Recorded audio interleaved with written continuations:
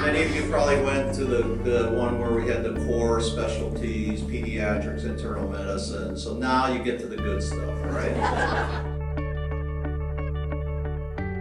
I started off in pediatrics. I was a pediatric resident, and then I got very interested in neonatology, and I thought I was going to be a neonatologist. And I loved working in neonatology, working with preemies and respirators, and somehow I got branched off into anesthesia. You help a patient and then you can do procedures right then and there, and also in a sense cure them. The smaller group environment, 10 minutes was the perfect amount of time for everyone to say what they wanted to say.